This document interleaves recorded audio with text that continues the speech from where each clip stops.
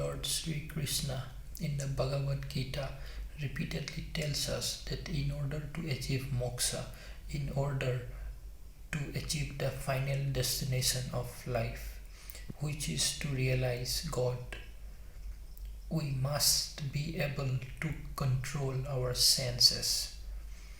Now, what do we mean by senses? By senses, we mean the sense organs.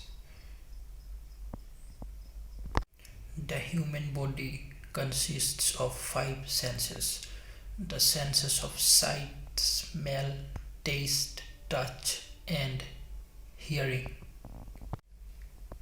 Now, why are senses bad? Senses are bad because when we contemplate on the object of the senses, we develop attachment to them. And attachment leads to desire, and desire leads to anger.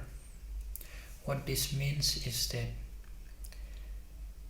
because of our sense organs, we keep thinking about certain objects, and as we keep thinking about those objects, we become attached to those objects. For example, we see a beautiful house.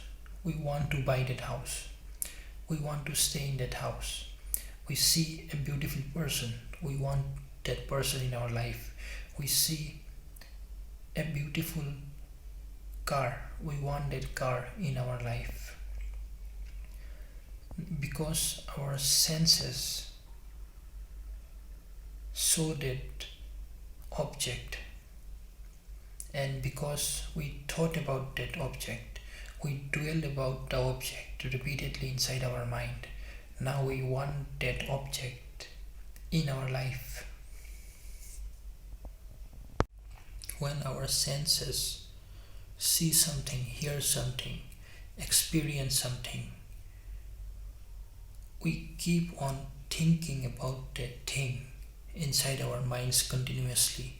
We keep on contemplating about it, and the more we contemplate about it, the more we want it in our life, and very soon we will get attached to that thing, and we will want that thing in our life. So because of the senses, we became attached to that thing, and once we get attached to that thing, we get the desire to acquire that thing in our life. Now, why is desire bad? Sense gives rise to attachment. Attachment gives rise to desire. Why is Lord Sri Krishna telling us that desire is bad? Desire is bad because desire either leads to greed or anger. Desire leads to greed when we fulfill our desire, but still we keep on wanting more because we are not satisfied. We thought that we'll be satisfied once the desire is fulfilled, but we were not satisfied, so we want more and more, and it leads to greed. Desire also can lead to anger. Desire can lead to anger when the desire is not fulfilled. If I wanted that car, if I couldn't get that car because I don't have money, I will be angry. And if I get that car, I will not be satisfied. I will want more and more. This is why people are never satisfied with their material goods. They keep on acquiring, and they keep on acquiring, and they keep on acquiring because they thought that they will be satisfied eventually, but they are never satisfied. They keep on acquiring more and more, and they keep on wanting more and more. Even if a person were to acquire all the wealth in the world, even if he was to get all the luxuries in the world, even if he was to experience all the sensual objects in the world, he will still not be satisfied. He will still be thirsty for more. He will be wanting more. But the likes of Buddha, the likes of Sri Krishna, the likes of Jesus, they have attained nirvana, they have attained moksha, they have realized life without having all the luxuries. What it shows us is that material goods are not required in order to be liberated in life. Material goods are in fact a hindrance.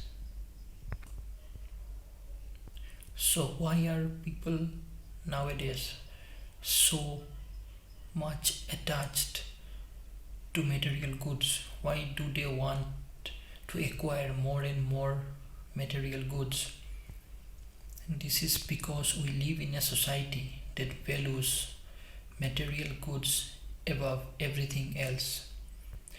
The films, the intelligentsia, the books, the newspapers, the culture, even the religions of today promote material goods. They say that in order to live a successful life, you have to have these things. And if you do not have these things, you are not successful.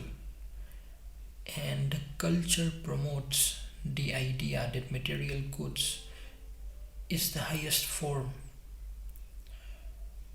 of pleasure that one can have in this life. This is why the world is in crisis. The more people acquire material goods, the more they destroy things, the more they take and take and take, yet they are never satisfied. Because material goods can only lead to greed or anger. They can never fulfill the deep trust that we have inside us. We cannot deny that the five senses of sight, smell, taste, touch, and hearing do give us happiness. But we have to realize that this happiness is very temporary. They come and they go. They are not permanent. And we want it to be permanent. We want permanent happiness. We want liberation. We want to always be in ecstasy.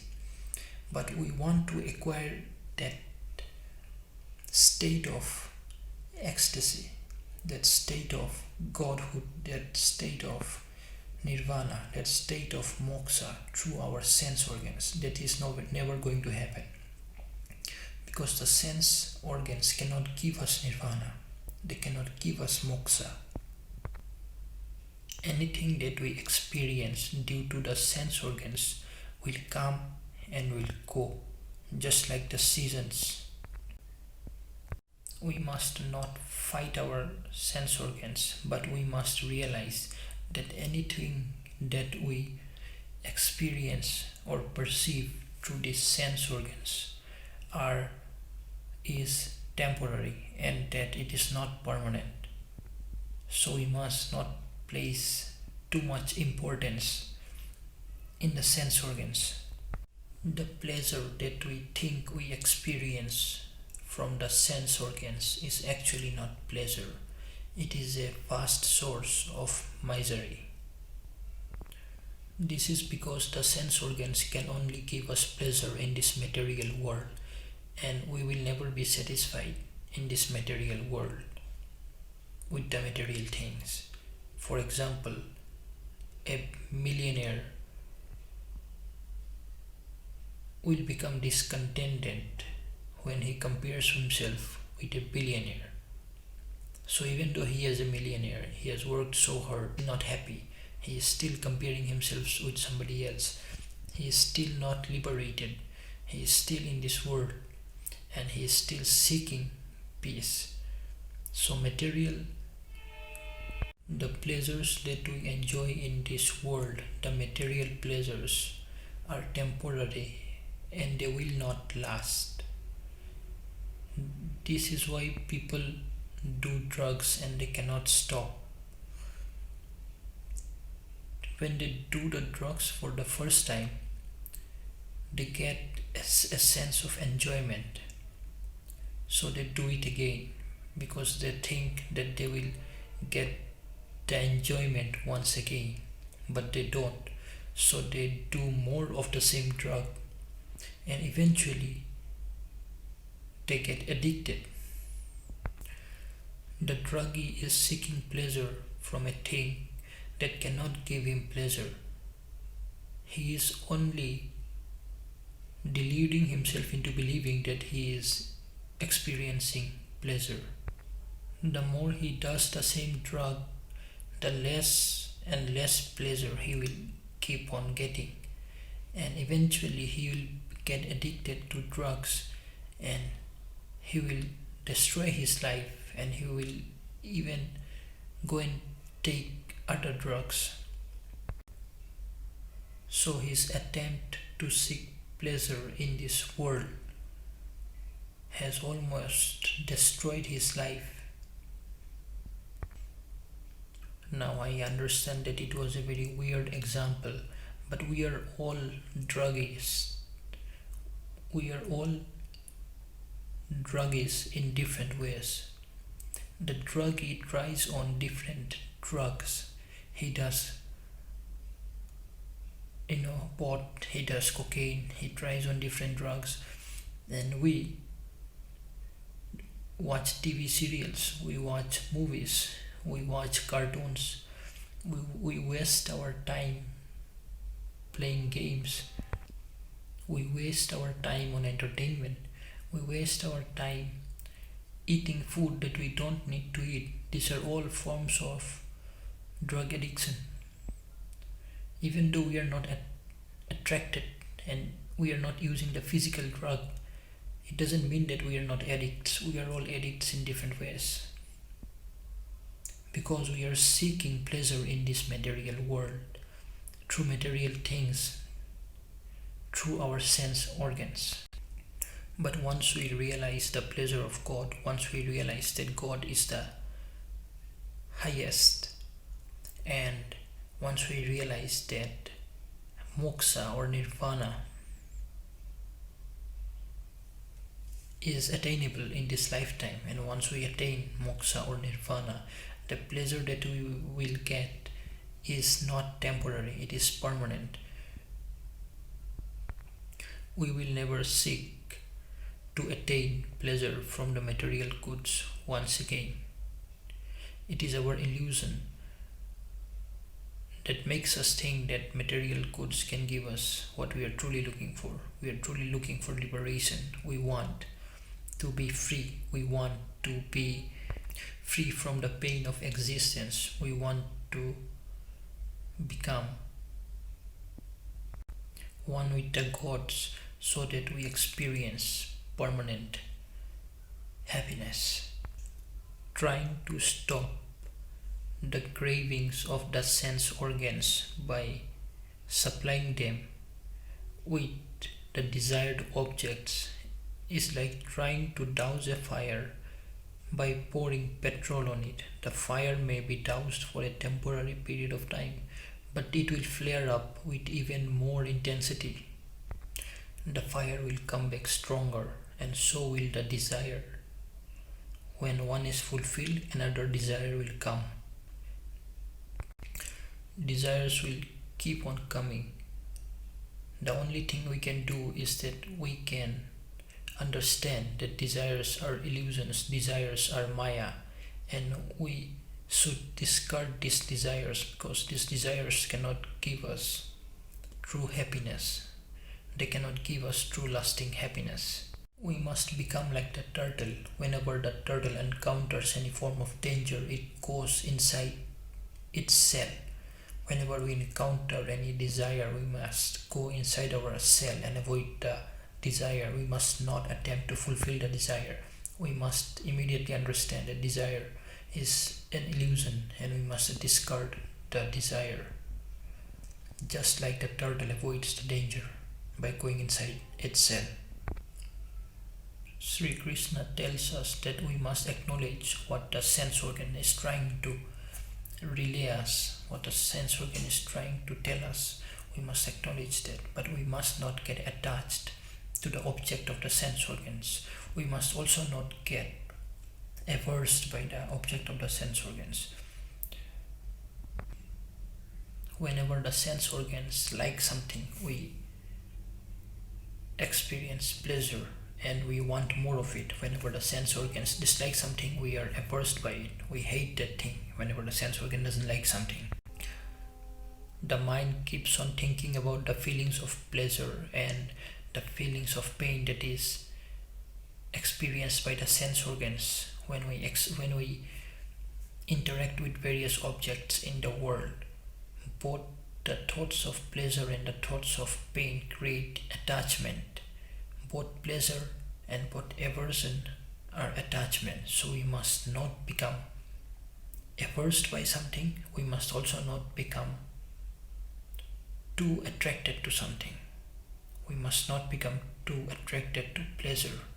In this world, we are going to come across both situations in which we are going to experience pleasure and experience pain. We must not become someone who is looking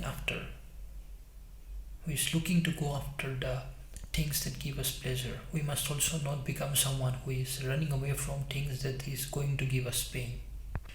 We must be neutral, and we must treat both pleasure and pain like the same. It is our duty to overcome the sense organs. We are ignorant. We think that material objects can fulfill our innate longing for liberation. We must teach ourselves that material goods, material things can never fulfill the longing of the soul for God. This is an example from Kathopanishad. Imagine you are riding a chariot which is being led by 5 horses. You are supposed to lead the horses, but you have fallen asleep and the horses are running at their own discretion. They're going from this place to that place. They don't know where they are taking you. When you are asleep, you don't know that you are even being led astray. This is what sense organs does to us if we are not careful. They will lead us to places that will not be where we want to go. They will lead us astray. They will take us in the wrong direction, and they will keep us from being liberated. We should be the one who is controlling the sense organs. Instead, we are being controlled by the sense organs. We are not monkeys. We are not chimps. We are not apes. We should not give in to our base nature. We should use our vast intellect to control our sense organs, and we should direct them to the right direction so that we can seek liberation, so that it takes us, so that our sense organs take us to the path of the God and not in the path of destruction. The human life is very confusing. We are looking for God, but we think that we can attain God through our sense organs, and we keep on attempting to seek more and more pleasure so that we can attempt to have God. But we do not realize that pleasure cannot give us God. Pleasure is not God. In fact, pleasure takes us away from God. Pleasure is an illusion. Lord Sri Krishna tells us repeatedly in the Bhagavad Gita that desire is an enemy, and in order to control this enemy, we have to take control of our sense organs, our mind, and also our intellect. Sense organs have no option. They have to be either attached to the sense objects or become averse by the sense objects. They either like something or they dislike something. They like the things that give them pleasure, and they hate the things that give them pain. The sense organs take us away from the truth, and they delude us and they put us in an illusion. If we do not control our sense organs, we will be defeated by the enemy called desire. In order to become liberated, we have to become detached from this world and from the material things of this world. One who is detached does not perform any actions for attaining material goods, and he also does not seek material goods. A detached person does not even want to experience pleasure in this world. He destroys all the thoughts of enjoying pleasure in this world from the material goods, and in fact he destroys all the memories of the previous pleasures that he might have had in this world, because all these pleasures are false, they are temporary, and they cannot give us what we are truly looking for. We are truly looking for God. Once we have completely detached from the senses, we have elevated ourselves. So in this video we have talked about why the pleasures and pain that sense organs give us is false, and why we should not become attached to sense organs.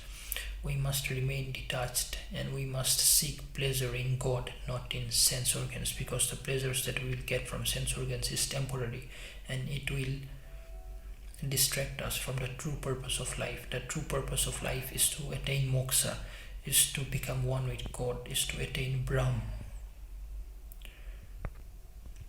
I am going to end this video now. If you have any comments, or if you want to mention something, or if I have made any mistakes, kindly let me know. Thank you and have a nice day.